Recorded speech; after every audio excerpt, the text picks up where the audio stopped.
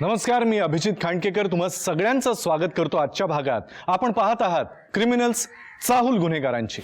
एखाद्या विवाहित स्त्रीच्या दृष्टीनं तिचं सौभाग्य ही सगळ्यात महत्त्वाची गोष्ट असते. आपला नवरा कसा आहे यापेक्षा तो आहे हीच फार मोठी समाधानाची बाब असते. आणि या बाबतीत आपण फक्त स्त्रीला दोषी धरू शकत नाही. वर्षानुवर्ष आपली समाज व्यवस्थाच आपल्याला हे सांगत आली आहे की एखाद्या स्त्रीचा जर नवरा नसेल तर ती निराधारच आहे. पण या नादात नेमकं काय घडतं, चला पाहूया. ओम पवित्र पवित्र वा सर्वास्तांगते गुजा यस्मरेत पुंडरीका सवायाभ्यंतरा शुची. ह्या मालकीनबाई थोडा तुमच्या हातात नारळ, म्हणजे इतर प्रोजेक्ट सारखा याही प्रोजेक्ट मध्ये आपल्याला प्रॉफिट होईल. तुम्ही असताना मी कमावून ताई. जिजू तुला एवढं महत्व देतात आणि तू भाव खातेस. अगं पण सुरेखा मॅडम, या बाबतीत तुम्ही खरंच खूप लकी आहात बरं का. सर तुमची खूप रिस्पेक्ट करतात. घे फोड. अगं आता किती मस्का लावायला लागेल. फोड चल.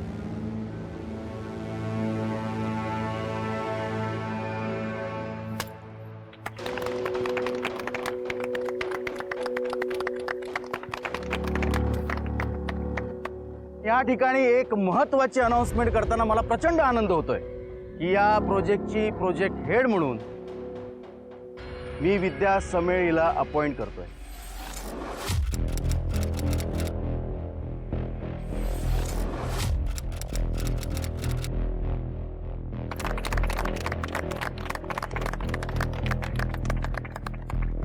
माझा डिसिजन बऱ्याच लोकांना खटकला असेल की बाबा एवढ्या मोठ्या प्रोजेक्टसाठी एका महिलेची नेमणूक कशी केली, पण त्यामागे कारणही तसंच आहे. माझं स्पष्ट मत आहे की कुठलीही महिला पुरुषांपेक्षा जास्त टॅलेंटेड असते, मग ती घरकामात असो की ऑफिसमध्ये. सो या ठिकाणी जी आपण बिल्डिंग बांधणार आहोत त्याचं काम आपण लवकरात लवकर सुरू करू आणि हे काम आपण वेळेत संपवू अशी मी आशा बाळगतो. Thank you so much.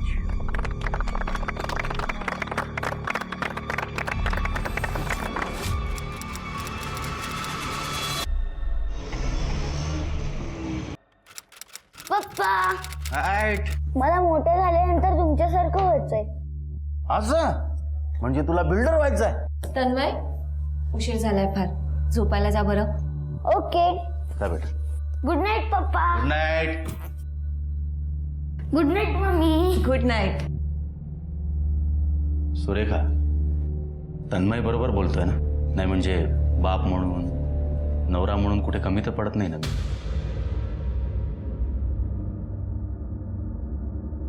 मला सकाळी लवकर उठायचंय, मी आवरून घेते.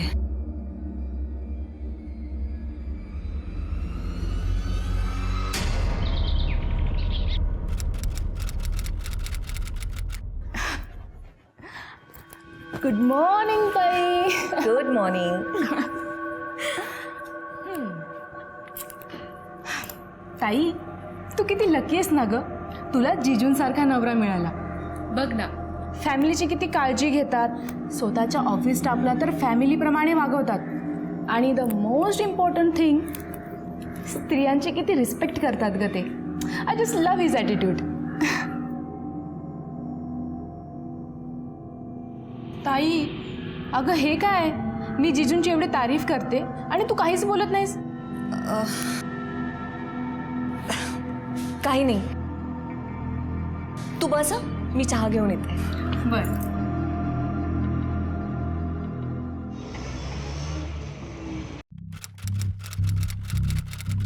सगळे कॉन्ट्रॅक्टर्स आणि सप्लायर्स नीट बोलून घ्या. हा प्रोजेक्ट सुद्धा आपल्याला यशस्वी करायचा आहे. काय मुकेश? हो सर. तर आणि तरच आपण मोठ्या प्रोजेक्टमध्ये हात घालू शकू. ओके, निघा आता.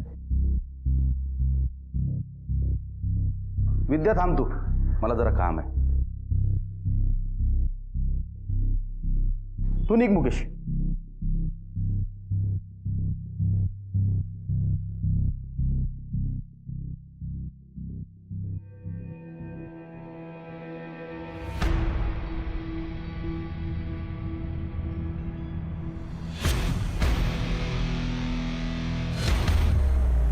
सर माझं लग्न झालंय आणि तुमचं सुद्धा. हो, थँक्यू सो मच आठवण करून दिल्याबद्दल. कसं आहे ना विद्या, लग्न आणि प्रेम या दोन वेगवेगळ्या गोष्टी असतात. त्याला मिक्स करू नको. म्हणजे आपण ज्या व्यक्तीशी लग्न करतो त्या व्यक्तीवर आपण प्रेम करतो तसं नाही ना, आणि ज्या व्यक्तीवर आपण प्रेम करतो तिच्याशी आपण लग्न करतो तसं नाही. सर प्लीज नको. आज प्रोजेक्ट हेड बनवलाय, उद्या पार्टनर बनवे ना. सर या फाईल्समध्ये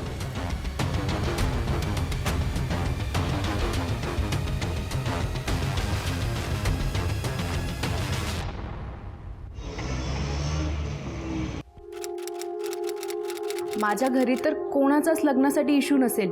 जीजू ताई दोघं आपल्याला फुल सपोर्ट करतील. आता फक्त तू तुझ्या घरच्यांना सांभाळून घे. अगं हे बघ, माझ्या घरी काही इश्यू नाहीये.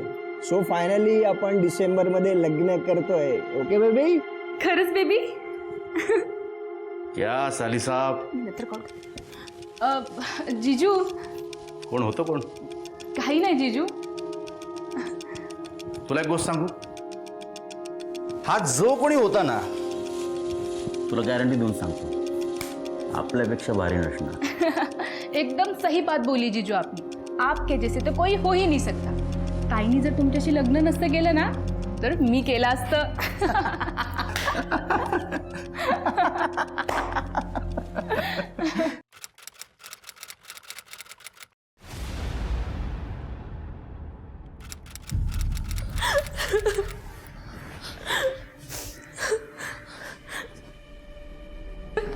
स्वाती मी पुन्हा एकदा तुला रिक्वेस्ट करते, झालं गेलं विसरून जा ना. ताई विसरणं एवढं सोपं आहे का?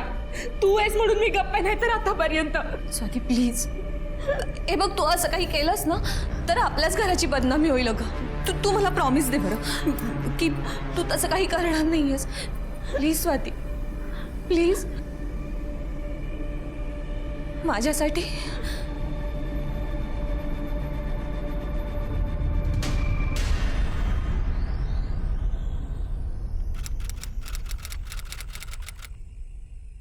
मावशी मावशी, हा बेटा, मम्मी अजून का नाही आली? ती कुठे गेली आहे? तू काळजी करू नको बेटा, मम्मी लवकर येईल. कधी येणार? मावशी तू एक काम कर, पप्पांना फोन कर, त्यांना सांग मम्मी नाही आली आहे. पप्पांना नको बेटा, पप्पा कामात असतील ना. तू इकडे बघू, इकडे इथे बस. हा, मम्मी लवकरच येईल. ठीक आहे, आणि मग आपण पप्पांना पण सांगू.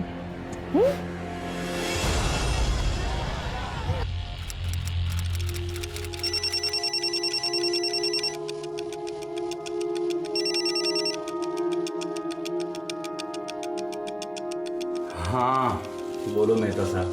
अरे रीडेवलपमेंट का ही काम है ना, उठवा लेंगे 30 मेंबर. अरे कोई दिक्कत नहीं मेहता साहब, कदम बिल्डर के लिए कोई भी काम छोटा नहीं होता. और कोई मेंबर अगर मच कर रहे होगे ना तो सेक्रेटरी को बोल के सेट कर देंगे उनको. बाय.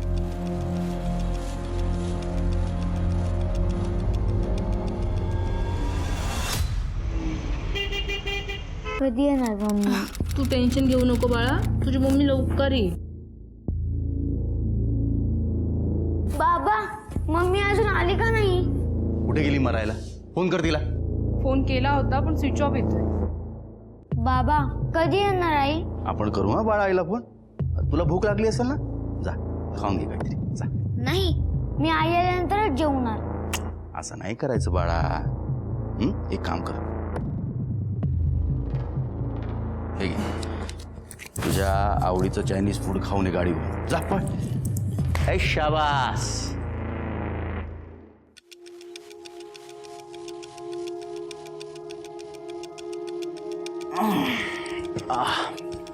स्वाती, मला माझा खांदा खूप दुखतोय, जरा मसाज करून दे बरं.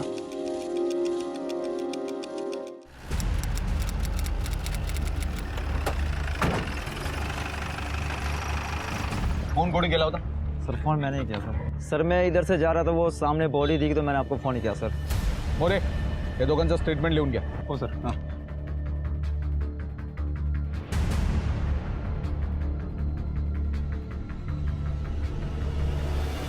बॉडी चेक करा. हो सर. रिकामे सर. आजूबाजूला काय मिळतं का बघा. हो सर. जाधव, काल रात्री आपल्याकडे तो बिल्डर आला होता, काय नाव त्याचं? संजय कदम. आपल्या बायकोची मिसिंग कंप्लेंट करायला आला होता. त्या बायकोचा फोटो काढा जरा.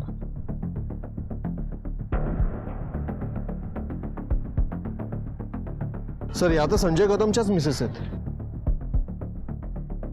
काय मिळालं? कुठल्याही प्रकारच्या जखमा नाहीत. आयडेंटिटी? नाही सर. सर आजूबाजूला काहीच नाही सापडलं. जाधव, बॉडीच्या शरीरावर कुठलाच मार्क्स नाहीये, तोंडातून फेस पण येत नाही. मृत्यूचं कारण पोस्टमॉर्टम शिवाय कळणार नाही. बॉडी पोस्टमॉर्टमला पाठवून द्या आणि त्या संजय कदमला बॉडी आयडेंटिफाय करण्यासाठी बोलवून घ्या. सुरेखा कदम यांचा स्वभाव कसा होता? खूपच प्रेमळ होता साहेब. सुरेखा वहिनींसारखी चांगली बाई या जगात नसल. नवऱ्यामुळे त्यांचं कोणाशी काही भांडण? आहो साहेब, सुरेखाताई काय म्हणतील कुणाशी? खूप साध्या होत्या. तुम्ही ओळखत होतात का यांना? हो साहेब, या परिसरात संजय कदम आणि सुरेखाताई यांना कोण नाही ओळखत. हे दोघे नवरा बायको, पण यांचे स्वभाव मात्र दोन टोकाचे. म्हणजे? अहो साहेब, प्लीज मी हे सांगितलं तुम्हाला असं कोणाला सांगू नका. हा संजय कदम ना कसा बिल्डर झाला हे मलाच माहीत आहे. आणि हो साहेब, त्याने खूप काही जागा बळकवल्या झोलझाल करून, पण सुरेखाताई खूप साध्या हो.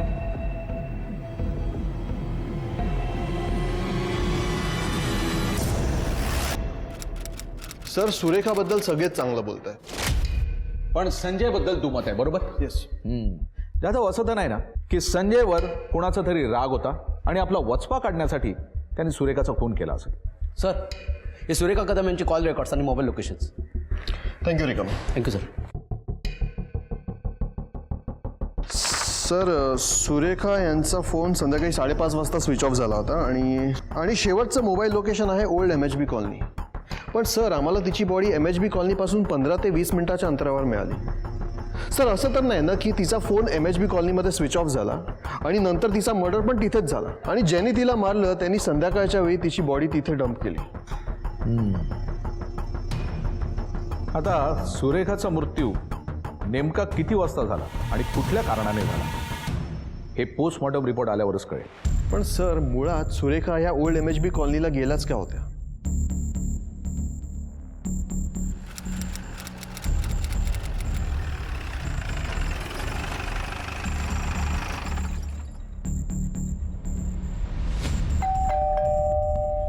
त्यावेळेस सुरेखा तिथे का गेली होती याची मला काहीच कल्पना नाही साहेब. कल्पना नाही म्हणजे? बायको होती ना तुमची? मी माझ्या कामात बिझी असतो साहेब.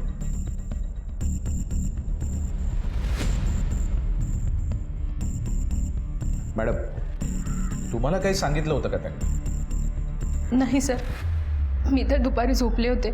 4 वाजता उठले तर ताई घरी नव्हती. कदाचित ती दुपारी बाहेर गेली असावी. मग कुठे जाणार आहे ते सांगितलं होतं? नाही. हां पण सर, ताई दर मंगळवारी संध्याकाळी देवळात जात होती. कुठल्या तेव्हा? म्हणजे इथल्याच की MHB कॉलनीमध्ये? जवळपासच. बरं मला सांगा, तिच्या तोंडून कधी MHB कॉलनी या एरियाविषयी तुम्ही ऐकलं होतं? म्हणजे तिची एखादी मैत्रीण तिकडे राहत असेल किंवा कुणी नातेवाईक वगैरे? नाही सर, तिकडे आमचं कोणीच नातेवाईक राहत नव्हतं. आणि ताईच्या खास मैत्रिणी देखील इथे राहत नाही.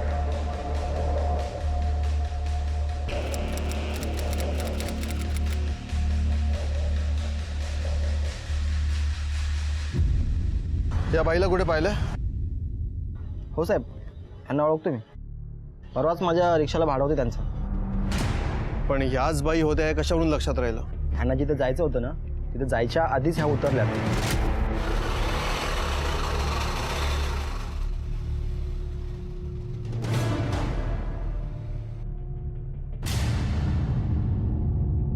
आणि ते एक माणूस आला, त्यांच्या बाईकवरती बसून या गेल्यात. मग त्या माणसाचा चेहरा लक्षात आहे? नाही साहेब, त्यांनी हेल्मेट घातला होता. सर त्या दिवशी सुरेखा यांना 4 कॉल्स आले होते, 2 स्वातीचे, 1 राजचा, आणि 4था कॉल जो आला होता तो नरेश सेठ या नावाने रजिस्टर असलेल्या नंबरवरून आला होता. जाधव, ही सुरेखा देवळाचं कारण सांगून या नरेशला भेटायला तर जात नसेल. या नरेश सेठला बोलवून घ्या आणि त्या एरियातलं CCTV फुटेज चेक करून त्या बाईकवाल्याची काय माहिती मिळते का बघा. यस सर, या नावाच्या कुठल्याही बाईला मी ओळखत सुद्धा नाही. हे बघा, आमच्याकडे पुरावे आहेत. हे बघा तुमचे कॉल डिटेल्स. आता खरं सांगा, तुम्ही तिला कसे ओळखत होता आणि ज्या दिवशी तिचा मृत्यू झाला नेमकं त्या दिवशी सकाळी तुम्ही तिला कॉल का केला होता? सर, मी खरं सांगतोय, या बाईला मी ओळखत सुद्धा नाही. तुम्ही कितीही बोलालो, पण सुरेखाचे कॉल डिटेल्स हे साफ सांगतायत की तुम्ही तिला सकाळी 11:03 कॉल केला होता. आता आम्ही तुमच्या बोलण्यावर विश्वास ठेवायचा की या रेकॉर्ड्सवर? हा माझा मोबाईल, तुम्ही कॉल लॉग चेक करू शकता. त्या दिवशी मी फोन केलाच नव्हता. हे बघा, कॉल लॉग डिलीट करता येतोय, आम्हाला पण माहिती आहे. मला एक सांगा, ज्या दिवशी तुमच्या मोबाईलवरून तिला कॉल केला गेला त्या दिवशी तुम्ही नेमके कुठे होता? त्या दिवशी मी पूर्ण दिवस ऑफिसमध्येच होतो. तुमच्या ऑफिसमध्ये CCTV असेलच ना? हो आहे. Jadhav, yes sir. यांच्या ऑफिसमधलं CCTV फुटेज चेक करा. चला.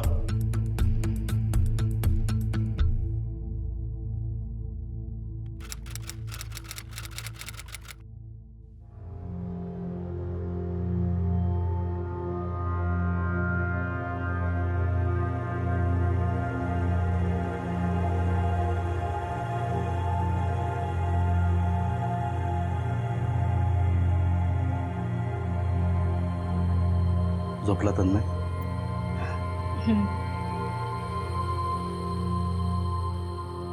बिचारा, आई गेल्यापासून धसकाच घेतलाय त्याला. 2 दिवस झाले धड जेवला पण नाही.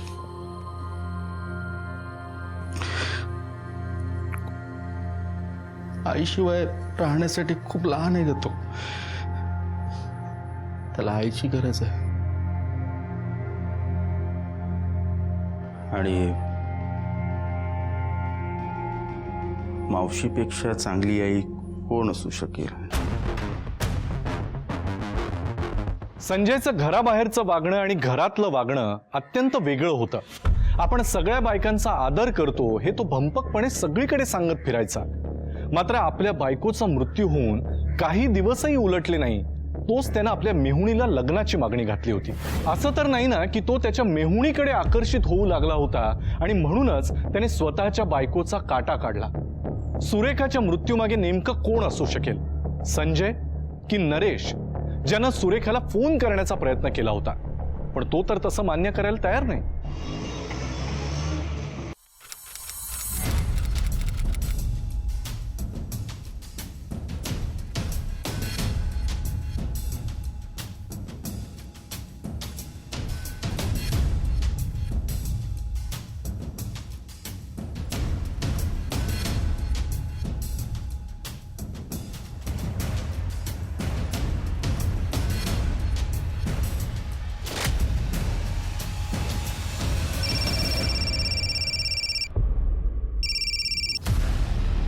हा जाधव. सर, मी ते फुटेज चेक केलं. 11 ते 11:15 मध्ये नरेशला भेटायला एक माणूस त्याच्या ऑफिसमध्ये आला होता आणि नरेश जेव्हा वॉशरूमला गेला तेव्हा त्या माणसाने संधी साधून नरेशच्या फोनवरून सुरेखाला फोन केला होता. कोण होता तो माणूस? सर, विश्वास म्हात्रे. कोण विश्वास म्हात्रे? सर, नरेश म्हणाला एक छोटा मोठा डेव्हलपर आहे, रिकामा प्लॉट घेतो आणि तिथे बिल्डिंग बांधतो. एक काम करा, या विश्वाची माहिती गोळा करा आणि त्याला चौकशीला बोलवून घ्या. Yes sir.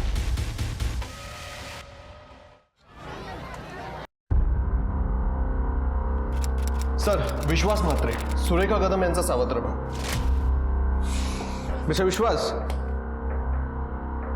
स्वतःच्याच बहिणीला दुसऱ्याच नंबरवरून फोन करण्याची काय गरज होती? साहेब, अहो सुरेखा माझा फोनच उचलत नव्हती, म्हणून मग मी असं केलं. का फोन केला होता? मला तिच्याकडून घरासाठी NOC पाहिजे होती. कुठलं घर? आमचं गावाला एक घर आहे, ते मला माझ्या नावावर करून घ्यायचं होतं. का? त्या जागेवर एक रेसॉर्ट बांधायचा होता. त्यासाठी मी एक बिल्डर पण सेट केला होता, पण त्यासाठी माझ्या दोन्ही सावत्र बहिणींची सही असणं गरजेचं होतं. मग दोघींपैकी कोणी सही केली की नाही? हो, म्हणजे स्वातीने फारशी कटकट न करता थोडेसे पैसे घेतले आणि सही केली. पण सुरेखा, तिला ते आमचं घर विकायचं नव्हतं. पुढे काय झालं?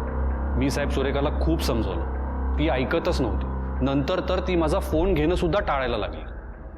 म्हणून मग मी त्या दिवशी संधी साधली आणि तिला वेगळ्या नंबरवरून फोन केला आणि भेटायला बोलावलं. आणि त्या तुम्हाला भेटायला तयार झाल्या कशा? त्यांना तर तुमच्याशी या विषयावर बोलायचंच नव्हतं. साहेब, मी तिला सांगितलं आपण शेवटचं भेटूया.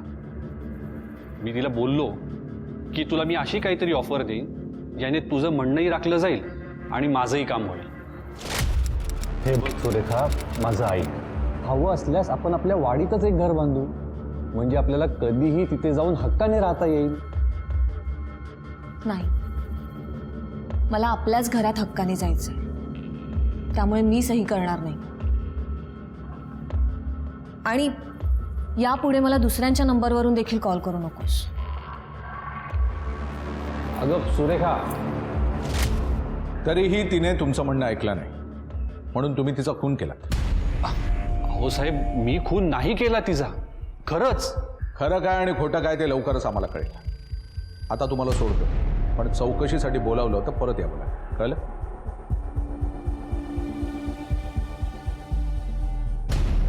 यादव, यांचे कॉल डिटेल्स काढा. येस.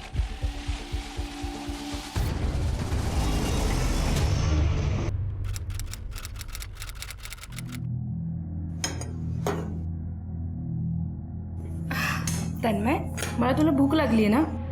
बस 2 मिनिट थांब, मी तुझ्यासाठी जेवण वाढते. हां आई, बेटा, पण मी तर तुझी मावशी आहे ना. बाबा म्हणाले तुला आईची आठवण आली ना तर मावशीला आई म्हणून हाक मार.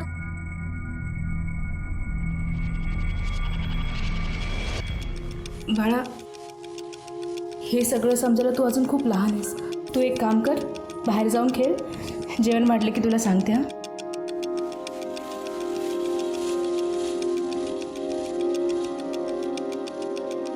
तुम्ही तन्मयला काय सांगितले?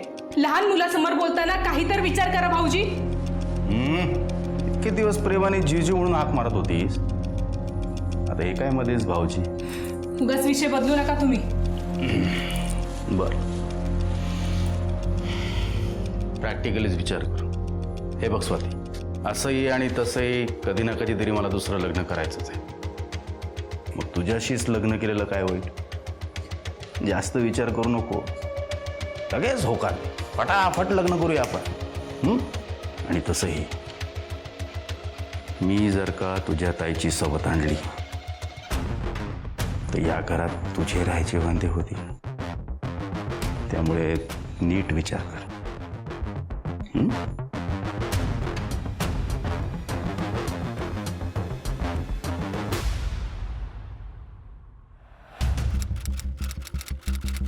सर, सुरेखा कदम यांचा PM रिपोर्ट आलाय.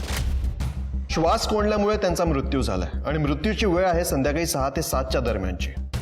यादव, सुरेखा 4:30 वाजता विश्वासला भेटली. त्यानंतर तिथून ते विश्वासच्या घरी गेले. तिथून 5:30 वाजता ती बाहेर पडली आणि तिचा मोबाईल स्विच ऑफ झाला. असं तर नाही ना, या विश्वासने तिला मारलं असेल?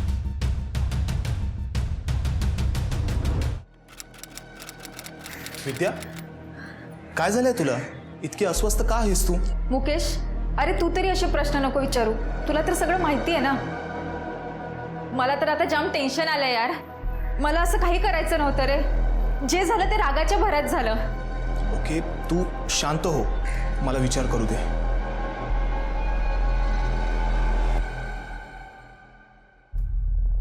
सुरेखाचा खून का केलास? अहो, सावत्र असली तरी बहीण होती माझी. मी का असं करेन? त्या जागेची किंमत 50-60 लाख रुपये तरी असेल. त्यासाठी तू करू शकतोस तिचा खून. अहो, पण त्या जागेसाठी मी तिचा खून कशाला करेन? त्यापेक्षा मी तिची खोटी सही केली असती. खोटं बोलू नकोस आमच्याशी. तुझे सगळे कॉल डिटेल्स काढल्यात आम्ही. ज्या दिवशी सुरेखाचा खून झाला त्या दिवशी संध्याकाळी 7च्या दरम्यान तुझं लोकेशन तिथेच आसपासचं होतं. कसं? अहो साहेब, हा निव्वळ योगायोग आहे. मी त्या ठिकाणी एका हॉटेलमध्ये पार्टीला गेलो होतो. कुठलं hotel? Ravish bar and restaurant. त्या हॉटेलचे सगळे डिटेल्स मला हवेत आणि ज्या लोकांबरोबर तू होतास त्यांचे नंबर्स पण आम्हाला हवे. कळलं? ठीक आहे सर. रिकामे यांच्याकडे डिटेल घ्या. परत हे सिद्ध होत नाही सोडू नका याला. जा. हॅलो, कोण बोलतंय?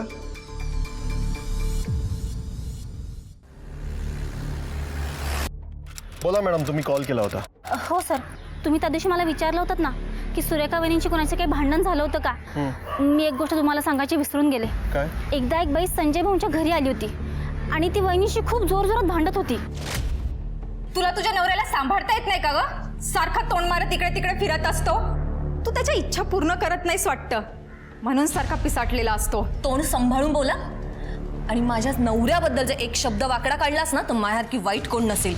ए, धमकी कोणाला देतेस ग? आणि शब्द काय, तुझ्या त्या नवऱ्यावर अख्खं एक आर्टिकल लिहू शकते मी. हे बघ, संजयला आवर, नाहीतर मी याचा खूप मोठा इश्यू क्रिएट करेल. हा, हेडलाईन सकट त्याची अख्खी घाणेरडी प्रकरण बाहेर काढेल मी.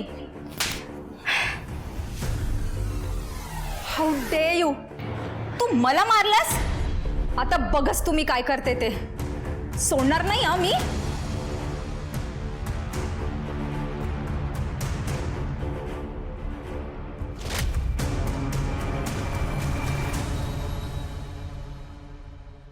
हो सर, मी डिटेल पाठवतो तुम्हाला. सर, संजय कदमच्या शेजाऱ्यांकडून वर्णन ऐकून आपल्या स्केच आर्टिस्टनी स्केच बनवलं त्या बाईचं. गुड. यादव, आपल्या सगळ्या खबरांना याची कॉपी द्या आणि संजयला पण विचारून घ्या या बाईबद्दल त्यांना काय माहिती आहे का. ओके.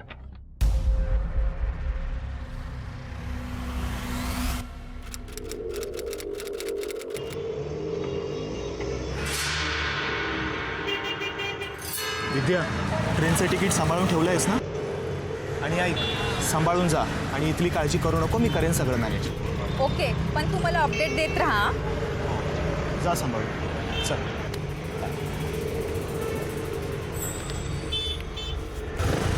बाय.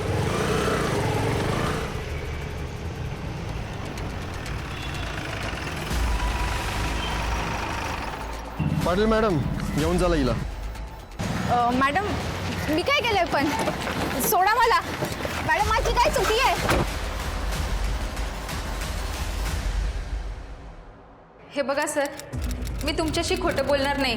मी मान्य करते की मी सुरेखाला धमकी दिली होती. आणि तेही तिची काहीही चूक नसताना. ओहो नाही सर, ते काय ना, संजयला कंट्रोल करणं अशक्य झालं होतं. म्हटलं निदान त्याच्या बायकोला तरी सांगावं, म्हणून मी त्यांच्या घरी गेले. पण त्या बाईने मला सपोर्ट न करता माझा अपमानच केला. आणि त्याचा बदला म्हणून तुम्ही तिचा खून केला. नाही सर, नाही. मी फक्त धमकी दिली होती. सुरेखा ही अत्यंत चांगली आई होती, बहीण होती, बायको सुद्धा होती. पण दुर्दैवानं ती एक सुजाण आणि कर्तव्यदक्ष नागरिक नव्हती. आपल्या नवऱ्याच्या सगळ्या चुकांवर, खरं तर पापांवर ती सतत पांघरून घालत होती. त्याच्या विरुद्ध ठामपणे, खंबीरपणे उभं राहणं तिला जमलंच नाही. आणि म्हणूनच कदाचित विद्यासारख्या बाईनं तिला धमकी दिली होती. पण ही फक्त धमकीच होती का?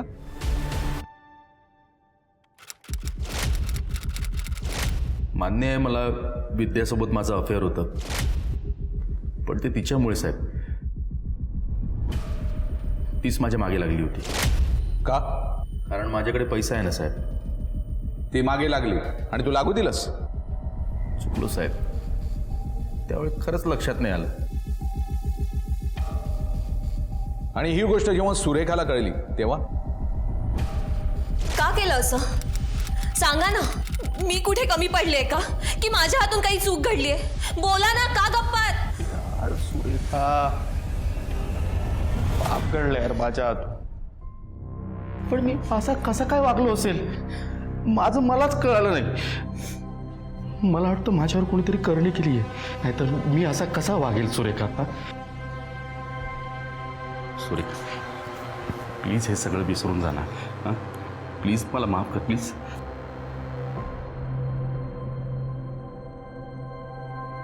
तुला काय वाटतंय? मी मुद्दामून केलंय हे. मी असलं काही परत परत करत राहील. मी तन्मयची शपथ घेऊन सांगतो, मी परत असली चूक नाही करणार का.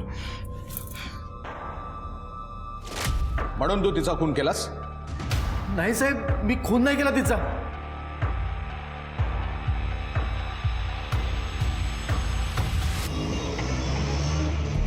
संजय कदम यांचं बाहेर जे काय चालू होतं हे तुमच्या मोठ्या बहिणीला माहिती होतं का?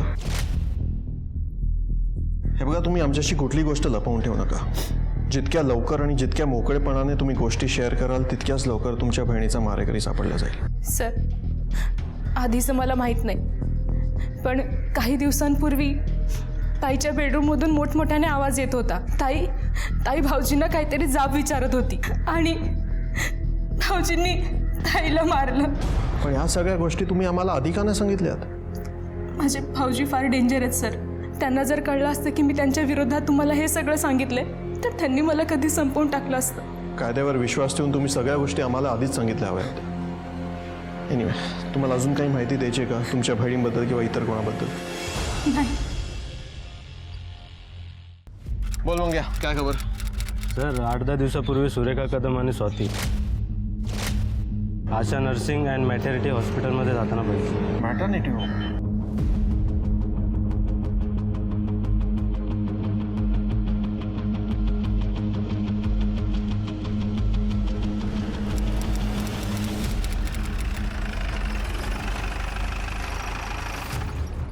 सर, मंग्याने दिलेली टिप बरोबर होती.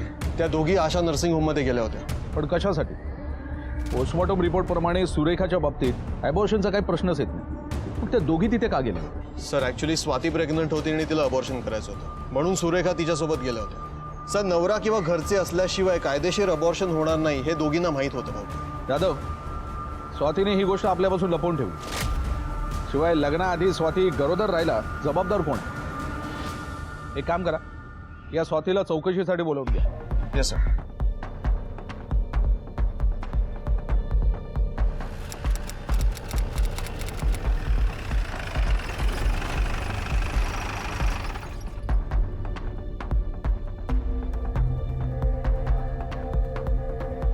एक्सक्यूज मी मॅडम,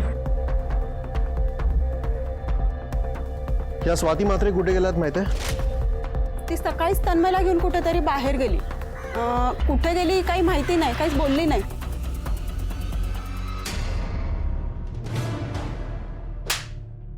स्वातीला पण सोडला नाहीस?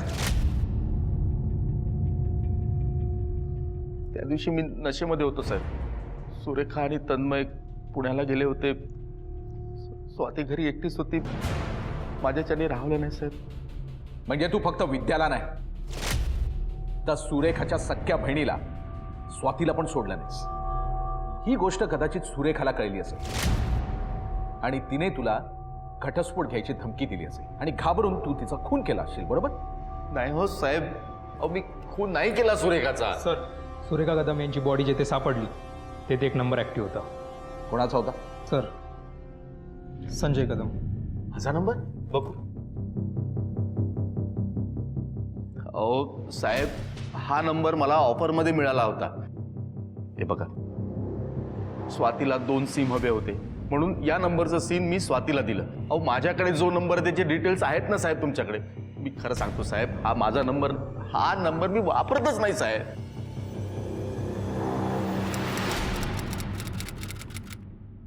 बोला मॅडम, तुम्ही सुरेखाचा खून का केला? अहो सर, हे काय बोलताय तुम्ही? मी का मारेन ताईला? संजय सोबत आरामाचं आयुष्य घालवायचं असेल तुम्हाला? नाही सर, उलट मला त्या माणसाचा खूप राग येतो. मी एवढी मानायचे ताईला, मी का मारेन तिला सर? तर मग संजयने दिलेलं दुसरं सिम कार्ड हे सुरेखाचा खून झाला त्यावेळी तिथे ऍक्टिव्ह कसं होतं? सर, बोला. ते सिम कार्ड मी नाही वापरत. मग कोण वापरतं?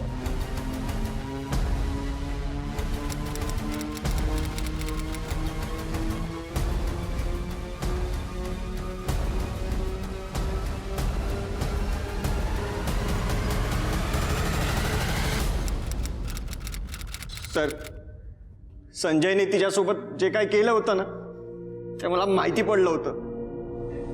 मी सर त्याची पोलीस कंप्लेंट करणार होतो, पण त्या दिवशी स्वातीने नकार दिला मला. ती बोलली नको, त्या संजयचे खूप कॉन्टॅक्ट्स आहेत म्हणून. तेव्हा आम्ही ठरवलं की आपण जाऊन ही गोष्ट सुरेखाला सांगू ना. हे बघ राज, हा माझ्या घरातला मॅटर आहे, त्यामुळे तू यात नाही पडशील ना तर बरं होईल. पण ताई,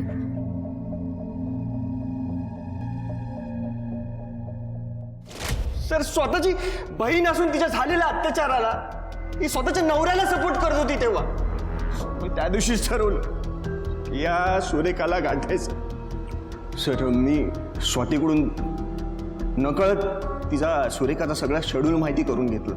ती दर मंगळवारी सर मंदिरात जायची. एक दिवशी ती एका घरातून निघाली, तेव्हा जाऊन मी तिला गाठलं सर. आणि तेव्हाच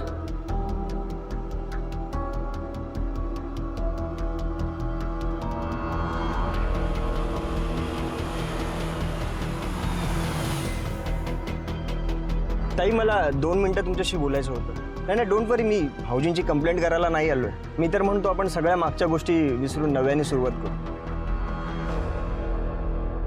हा पण त्यासाठी तुम्हाला माझ्या आईबाबांना येऊन घरी भेटावं लागेल. चालेल, ठीक आहे. हा पण तुम्हाला आजच यायला लागेल. आत्ता? आता? अरे पण मला हो मला माहिती तुम्हाला मंदिरात जायचं असतं, पण कसं आहे हे काम पण महत्वाचं आहे ना. हे काम झालं का मी तुम्हाला स्वतःहून मंदिरात ड्रॉप करतो ताई, प्लीज. ठीक आहे.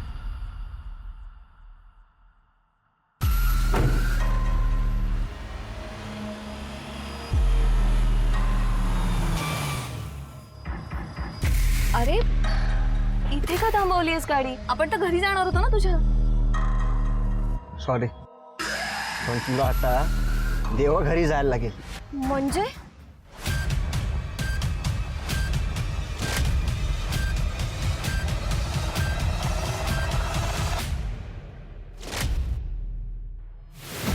ती पोलीस स्टेशनमध्ये येऊ शकत नव्हती, तू तरी येऊ शकत होतास ना. हा, कायदा हातात घेऊन एका निष्पाप बाईचा बळी घेतलास तू. आता आयुष्यभर जेलमध्ये सट.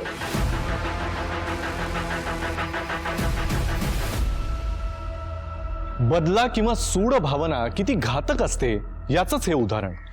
पण राजनं जर संजयच्या विरोधात कुणालाही न सांगता पोलिसात तक्रार केली असती तर संजय सारख्या नराधमाला चांगली चपराक मिळाली असती. आणि सुरेखानं सुद्धा संजय विरोधात जर ठाम भूमिका घेतली असती तर कदाचित हे सगळं आज घडलंच नसतं. मी अभिजित खांडकेकर आजच्या भागात तुम्हा सगळ्यांची रजा घेतो. पुन्हा भेटूया एका अशाच केससह नवीन भागात. पण तोपर्यंत तुम्ही तुमच्या कुटुंबियांची आणि स्वतःची काळजी घ्या. घराबाहेर पडताना मास्क आणि सॅनिटायझरचा वापर नक्की करा. पाहत रहा क्रिमिनल्स, चाहूल गुन्हेगारांची. जय हिंद, जय महाराष्ट्र.